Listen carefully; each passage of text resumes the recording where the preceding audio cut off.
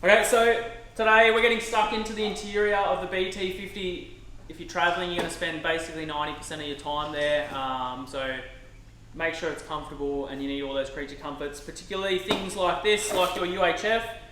So this one here is from X Gear. It's a pretty new unit on the market, so pretty keen to get this one in there. So we'll have this mounted up underneath the dash, out of sight, out of mind, and then, which is the go these days, is everything is then controlled on the handset. So it's going to make communication between all our vehicles a lot easier.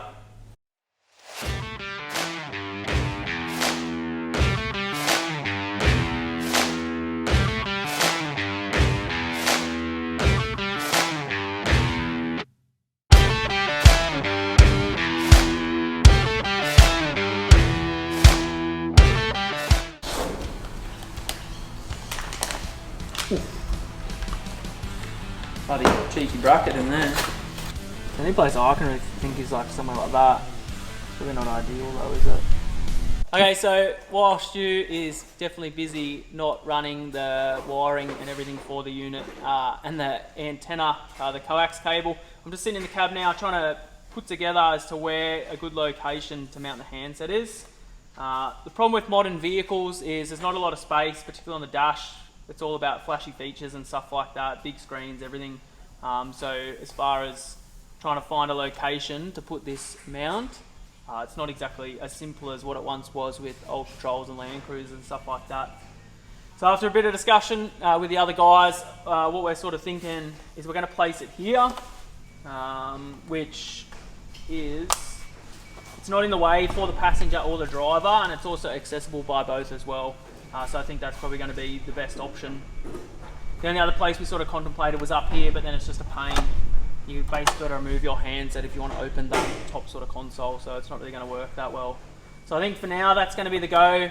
And the other thing I always like to do if I'm going to mount anything like this, where you've got to drill holes in dashes and stuff like that, is fit it to a panel that I can replace, as opposed to like the main part of the dash. Like, you're not going to screw it into the leather sort of top pad or anything like that, but just a panel that comes off individually. So like this strip here, this goes basically across on the passenger side.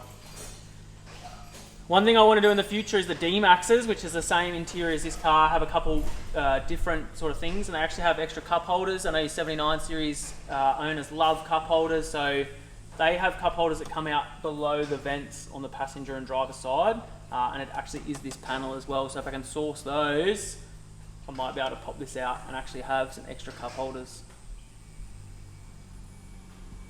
Sick.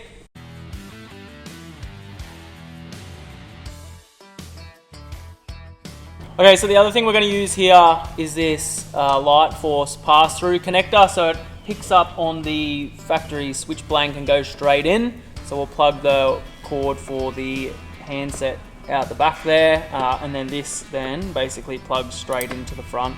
So it's a nice factory fit sort of look, and is designed for the BT50, so it's available for a couple of other cars as well. So if you are fitting out a modern vehicle, have a look. I guarantee you could probably get one. Just makes installs and the look of it a lot neater and a lot easier.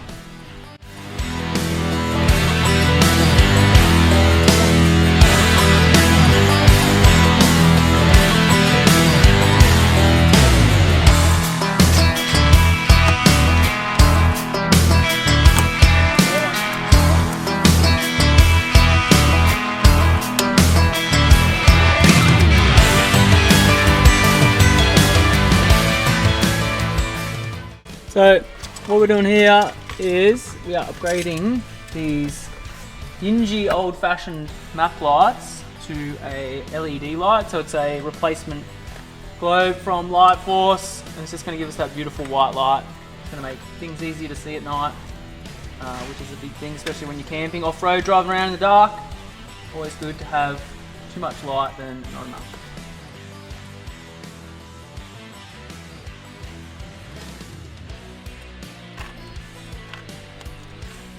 So this one here from Light Force, so it's a universal kit. So it's like that big cob LED, which is going to go into this sort of middle interior light. And it comes with a number of different connections, so depending on what you got to plug it into, it'll basically fit into any. I'm pretty sure like we could even put 2 of these in there if we wanted to. But yeah, so in that kit it comes with those 2 sort of connections in there, and then also the festoon type, and this one's spring loaded, so depending on how big it is, it'll fit regardless. So pretty cool. I should hit Mazda Australia up for sponsorship.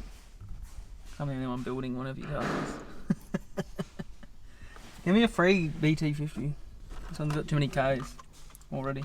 Okay, so we're just finishing up installing a couple of the light force fitted switches. So once again, it's just another part that makes life heaps easier working with these modern vehicles where there's a switch designed to work with this vehicle. So these will suit your current model BT50 and D-Max, and it just makes it plug and play. You can plug in an adapter in the back and everything just goes together. Rightio, so today I'm back into the BT50.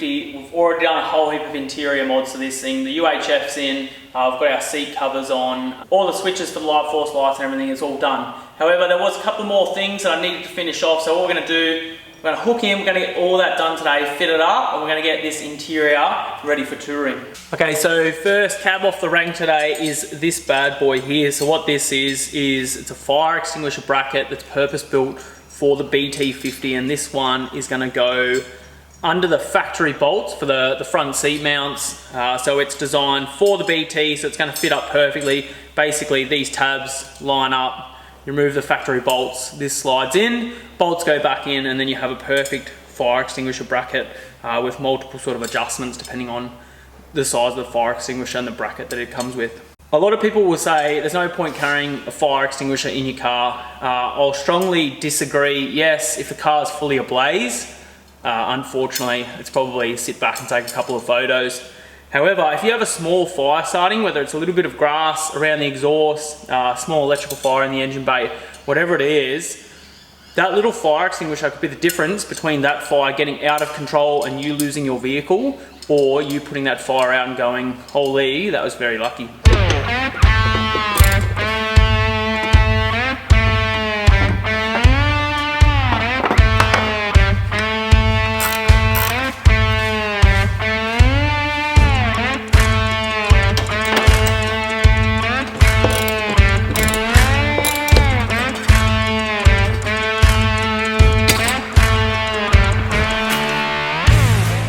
So originally we purchased this engine data scan, and what it comes with is like Velcro, like an adhesive Velcro on the back. So it's designed to be stuck on somewhere. In the BT50, there's no real sort of decent place to stick it. So we had it down here on the right hand side. Problem there, one, can't see it, so basically never knew it was really even doing anything or there. And not to mention, anything over basically 22 degrees in the day, this adhesive Velcro would just unstick, and now it's left a great big mess on the plastic panel where we had it stuck. So what I thought a solution would be is a windscreen mount bracket. I had a look online and there's nothing really specifically for this.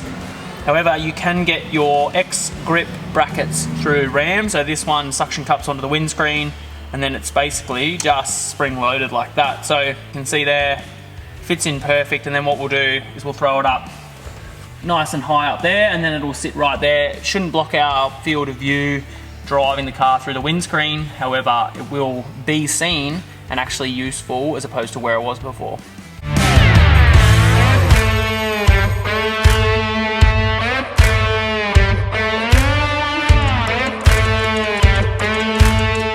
Okay, so I'm into the back seat now, and what I'm going to throw in is this MSA seat organizer here. So the Patrol runs 2 of these in the back, and it's something that I really love.